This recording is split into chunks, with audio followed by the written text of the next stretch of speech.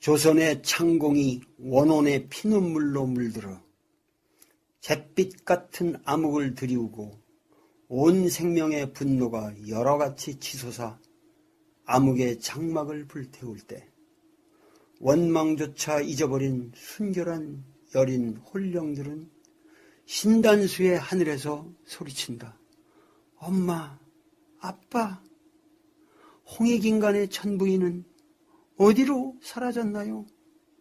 1950년 6월 25일 국민 전체의 안위를 책임지고 있었던 이승만은 새벽부터 전쟁 발발의 소식을 듣고 우선 자기 혼자 도망갈 생각부터 했다. 26일 아침 8시 신성모 국방장관이 방송에 나와 국군이 인민군을 물리치고 북진 중에 있다는 담화를 발표한다. 그런데 27일 새벽부터 비상국무회의가 열렸지만 이승만은 회의에 참석조차 하지 않았고 열차편으로 이미 몰래 서울을 빠져나가고 있었다. 그는 대전 도피에 관해 강요는 물론 국회의원 하물며 육군본부에까지도 알리지 않았다. 그런데 이승만은 대전에 도착하자마자 곧 특별 담화를 녹음한다. 27일 오후 9시부터 서울중앙방송국에서 전파를 타고 전 국민에게 전달되었다. 우리 국군이 용감하게 적을 물리치고 있습니다. 국민과 공무원은 정보 발표를 믿고 동요하지 마십시오. 나 대통령 본인도 서울을 떠나지 않고 국민과 함께 서울을 지키고 있습니다. 생 거짓말이었다. 이날 정은국 장교의 말만 믿은 모윤숙은 밤늦게까지 가두 선전 방송을 하고 다녔다. 이승만의 파렴치한 만행은 여기서 끝나지 않는다. 28일 새벽 2시 30분 아무 예고도 없이 한강대교를 폭파시켜버렸다. 사전 통보나 통제가 없었기에 50대 이상의 차량이 물에 빠지고 그 다리를 건너가던 시민 500여 명이 폭사하였다. 군사 전략적으로 볼 때도 이것은 터무니없는 실수였다. 서부 전선에 배치되었던 우리 국군이 퇴로를 차단당하고 와해, 희생된 것이다. 이승만은 7월 1일 대전에서 또다시 도망갈 때에도 목포로 가서 부산으로 배를 타고 갔다. 경부가도가 이미 위험하다는 판단 때문이었다. 이승만은 전 서울 시민을 서울에 가두어 놓고 자기 혼자만 살 생각을 했다. 그리고 9.28 서울 수복을 했을 때 서울에 남아 고생한 무시민들을 부역했다고 죽이고 고문하고 연좌제로 묶어놓았다. 우리는 이러한 이승만을 성스러운 통치자로 모시는 기나긴 정치사적 이념의 굴레에서 한치도 벗어나지 못하고 있다. 내가 지금 여기서 말하는 것은 움직일 수 없는 사실이다. 역사의 비극적 상황이란 모든 함수가 최악의 길을 재촉하도록 협동을 한 필연 우연의 사태이기 때문에 그 인과를 단선적으로 분석하는 것은 사태의 해결이나 반성에 크게 도움을 주지 않는다. 그러나 수많은 인과 계열 중에서도 움직일 수 없는 명백한 사실들이 있다. 우선 배에 관하여 정확한 구조적 지식을 가지고 있으며 끝까지 남아서 승객의 안위를 책임지어야 할 선박직 승무원 15명 전원이 먼저 탈출하여 쌩쌩하게 살아있다는 사실이다. 그리고 가장 비극적인 사실은 이준석 선장과 1등 항해사가 탈출하면서도 학생들에게 동요하지 말고 객실 속에서 제자리를 지킬 것을 명령하였고 그것을 계속 강요하였다는 가슴 아픈 일련의 사태에 내재한다. 모든 비극은 이 하나의 움직일 수 없는 명백한 사실로부터 연역되는 것이다. 인간은 이기적 동물이다. 위기 상황에 누구든지 나 먼저 살고 보자는 본능적 움직임은 충분히 이해될 수 있는 것이다. 그런데 이승만과 이준석의 경우 도덕적 양심을 우는치 않더라도 이러한 생존 본능의 논리조차 적용될 수가 없다. 왜냐하면 이승만의 서울 탈출이나 이준석의 세월호 탈출은 전혀 시민 승객의 탈출과 충돌을 일으키는 사태가 아니었기 때문이다. 이승만은 서울을 빠져나오면서도 서울 시민들에게 탈출을 권고할 수 있었고, 이준석은 세월호를 빠져나오면서도 승객들에게 같이 탈출하자는 얘기를 할 수 있었다. 아니, 해야만 했다. 자신의 탈출이 학생들의 탈출로 인하여 저지되는 상황이 전혀 아니었기 때문이다. 일본 토호쿠 지진 때도 미야기 농고의 학생들은 다급한 상황에서도 소, 돼지, 축사의 문을 열어주고 피신했다.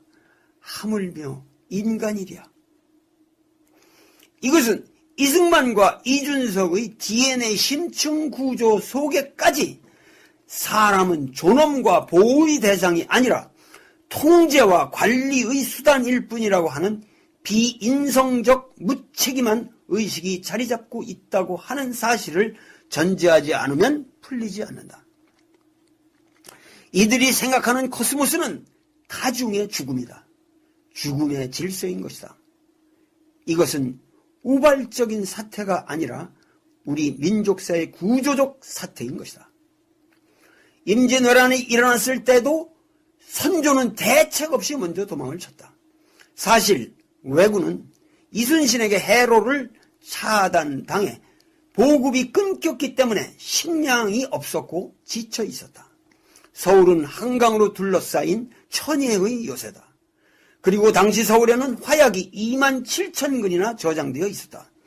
한강의 대형 수송배들과 지형을 활용하고 강북 강변에 군사를 배치하여 대처했더라면 왜군의 도강을 쉽사리 막을 수 있었다. 그러나 선조는 가마를 메어줄 사람도 없어 우중의 말을 타고 쫄쫄이 비 맞고 굶으면서 북상에 북상을 거듭했다.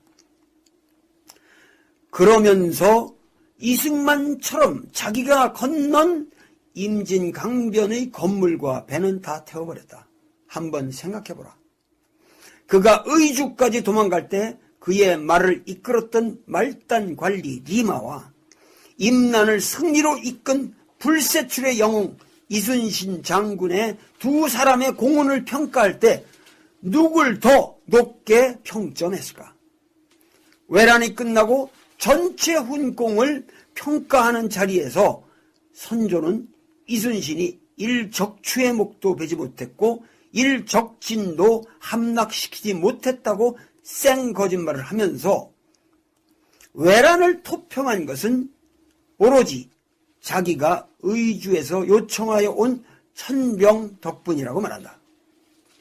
선조의 의식 속에서는 이순신이나 외적과 피 흘리며 싸운 의병들보다 자기 말머리꾼이 더 위대한 것이다. 호성, 선무, 청란, 삼공신, 도감의궤에 의거한 것임. 지금 전 국민의 애간장을 끓게 만드는 것은 세월호가 기울기 시작한 최초의 시각으로부터 적게는 20분, 넉넉하게는 2시간 정도 충분히 사태 해결을 위한 구명결단의 여백이 있었다는 엄연한 사실이다. 그러나 그 어느 누구도 이 최초 절명의 황금 시간에 아무런 결단을 내리지 않았다. 언론은 부정확한 보도로 사태를 흐리게 했을 뿐 아니라 모든 관련된 국가행정부서의 사람들은 혼선을 빚기만 하는 다양한 대책본부를 꾸리기만 하면서 책임을 회피하고 황금 시간을 허송했고 또 거짓말만 남발했으며 그 사건 현장에 당도한 그 어느 누구도 학생들이 애처롭게 죽어간다는 것을 이 끔찍한 사실을 목도하면서도 주체적인 판단을 내리지 못했다. 이순신이 좌수사로서 당시 세태의 관행에 역행하여 임난 직전에 수군과 화포와 전술과 전함을 정렬해 놓았다는 이 사실은 오로지 그의 독자적 판단에 의거한 것이다. 이러한 이순신에게 선조는 원균의 모함을 빌미로 종족죄를 씌워 서울로 끌어올리자마자 심한 고문을 가했다.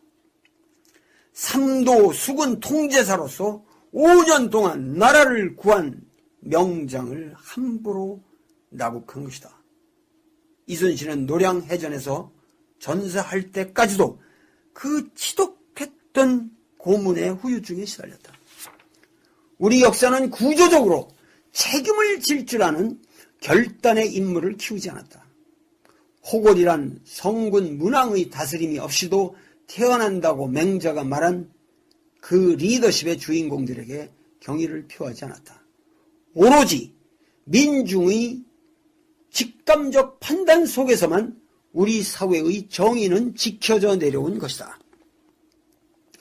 이러한 사태는 현재 우리가 살고 있는 이 시대의 역사가 총체적 부실 속에서 결정권자가 부재한 상태로 표류하고 있다는 사실을 입증하고 있는 것이다. 그 총체적 부실의 주체는 다름 아닌 박근혜 정부이다.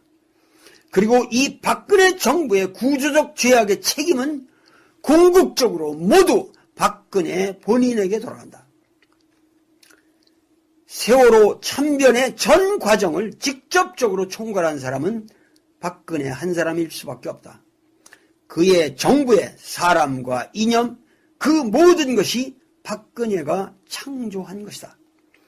그만큼 통치의 정점은 국가의 안위에 막중한 영향을 끼친다. 그런데도 박근혜는 진심 어린 전면적인 사과의 한마디도 없었다. 과거의 황제인 한나라의 문제조차 불상사가 일어날 때마다 거느리고 있는 신하를 탓하지 않고 자기가 국민 앞에 직접 사죄했다.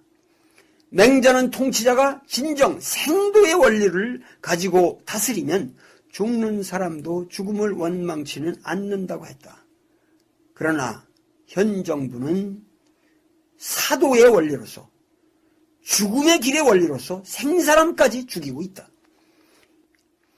이 불상사는 99.99%의 대중을 희생시켜 0.01%의 부귀 권세가들을 봉양하려는 이명박 정부 이래의 줄기찬 신자유주의적인 정책 기조가 교육, 경제, 정치, 행정, 법률, 문화 전반에 끼친 영향이 만들어낸 것이다.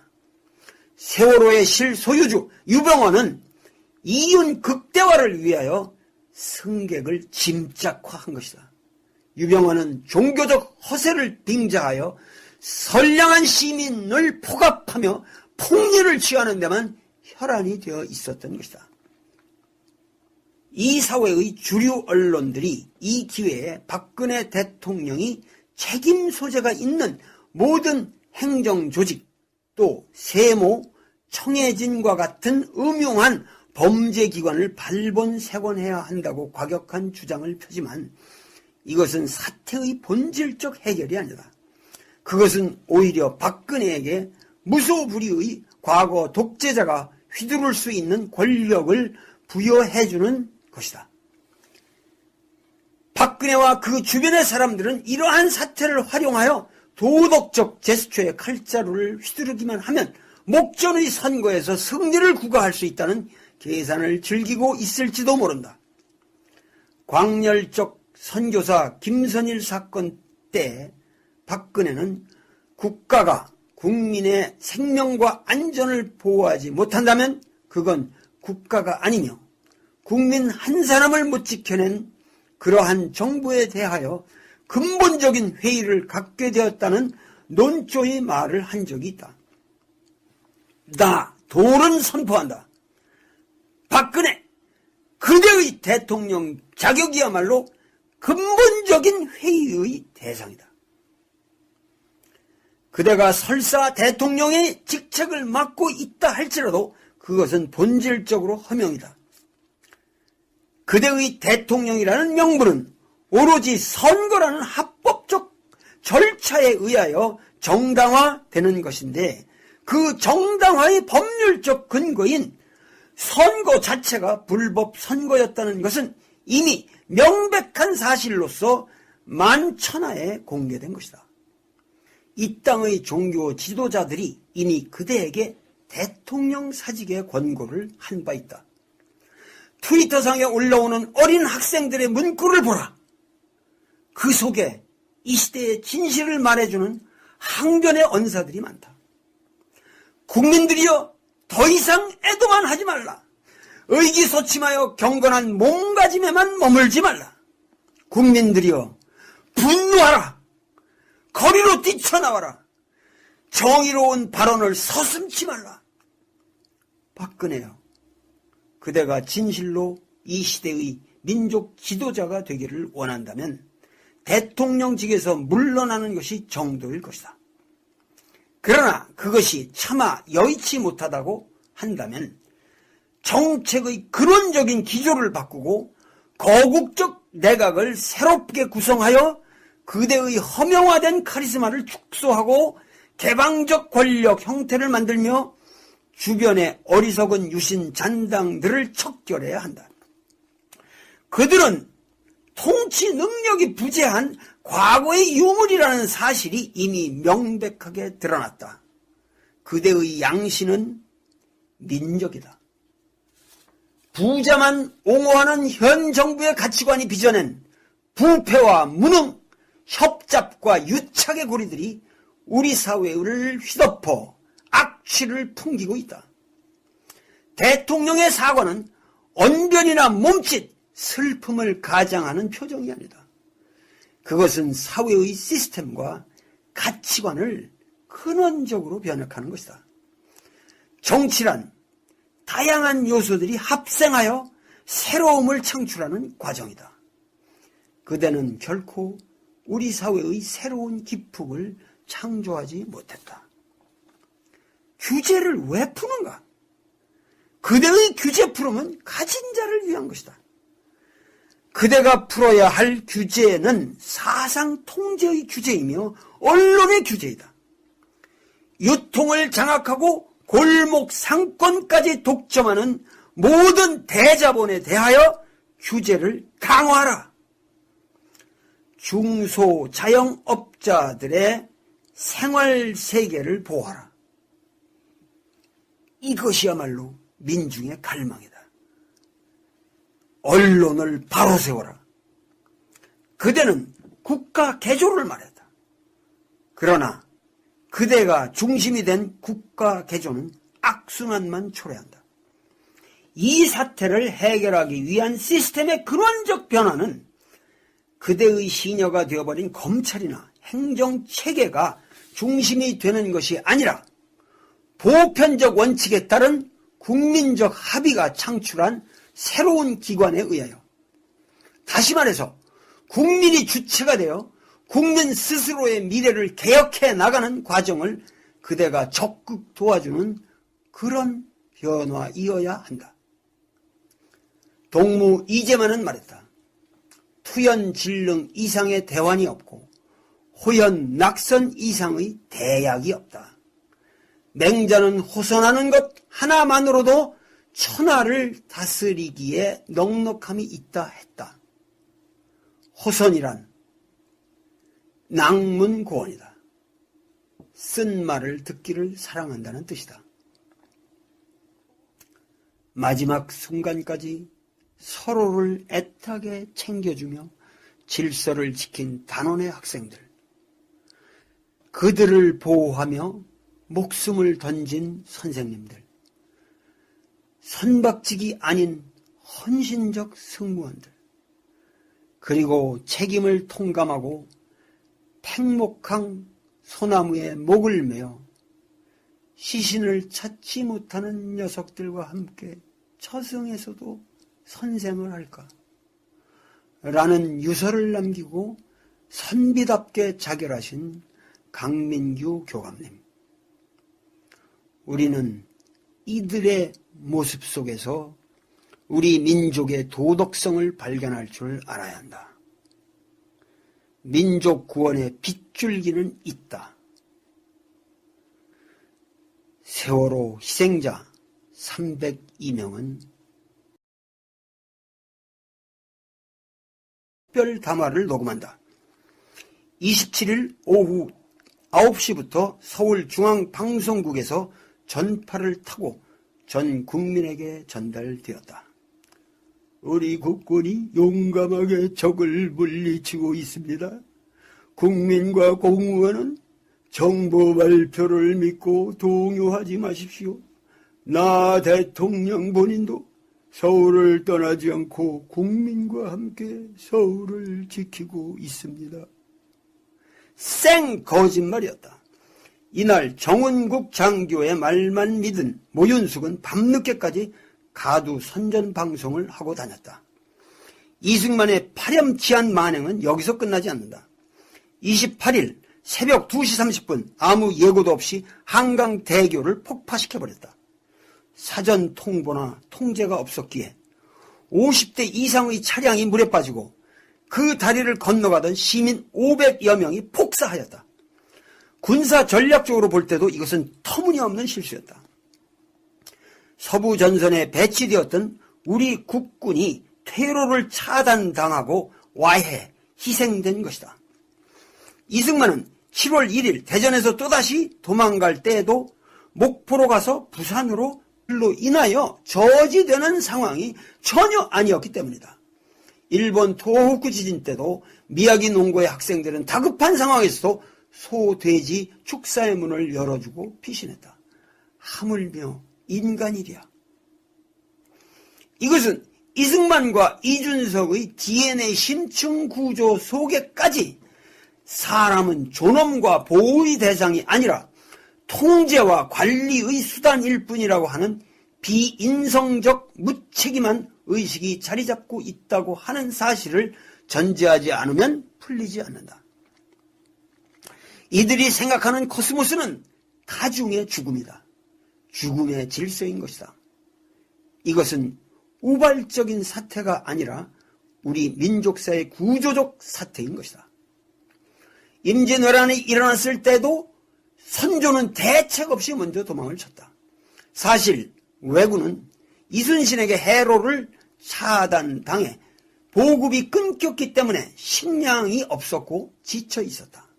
서울은 한강으로 둘러싸인 천혜의 요새다. 그리고 당시 서울에는 화약이 2만 7천 근이나 저장되어 있었다. 한강의 대형 수송배들과 지형을 활용하고 강배를 타고 갔다. 경부 가도가 이미 위험하다는 판단 때문이었다. 이승만은 전 서울 시민을 서울에 가두어 놓고 자기 혼자만 살 생각을 했다. 그리고 9.28 서울 수복을 했을 때 서울에 남아 고생한 무시민들을 부역했다고 죽이고 고문하고 연좌제로 묶어놓았다. 우리는 이러한 이승만을 성스러운 통치자로 모시는 기나긴 정치사적 이념의 굴레에서 한치도 벗어나지 못하고 있다. 내가 지금 여기서 말하는 것은 움직일 수 없는 사실이다. 역사의 비극적 상황이란 모든 함수가 최악의 길을 재촉하도록 협동을 한 필연 우연의 사태이기 때문에 그 인과를 단선적으로 분석하는 것은 사태의 해결이나 반성에 크게 도움을 주지 않는다. 그러나 수많은 인과 계열 중에서도 움직일 수 없는 명백한 사실들이 있다. 우선 배에 관하여 정확한 구조적 지식을 가지고 있으며 끝까지 남아서 승객의 안위를 책임지어야 할 선박직 승무원 15명 전원이 먼저 탈출하여 쌩쌩하게 살아있다는 사실이다. 그리고 가장 비극적인 사실은 이준석 선장과 1등 항해사가 탈출하면서도 학생들에게 동요하지 말고 객실 속에서 제자리를 지킬 것을 명령하였고 그것을 계속 강요하였다는 가슴 아픈 일련의 사태에 내재한다. 모든 비극은 이 하나의 움직일 수 없는 명백한 사실로부터 연역되는 것이다. 인간은 이기적 동물이다. 위기 상황에 누구든지 나 먼저 살고 보자는 본능적 움직임은 충분히 이해될 수 있는 것이다. 그런데 이승만과 이준석의 경우 도덕적 양심을 우는치 않더라도 이러한 생존 본능의 논리조차 적용될 수가 없다.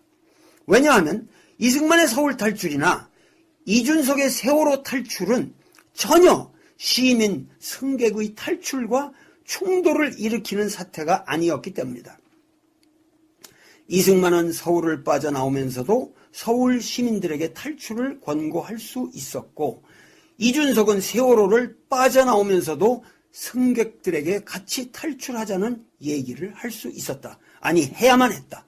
자신의 탈출이 학생들의 탈출, 조선의 창공이 원혼의 피눈물로 물들어 잿빛 같은 암흑을 드리우고 온 생명의 분노가 여러같이 치솟아 암흑의 장막을 불태울 때 원망조차 잊어버린 순결한 여린 홀령들은 신단수의 하늘에서 소리친다.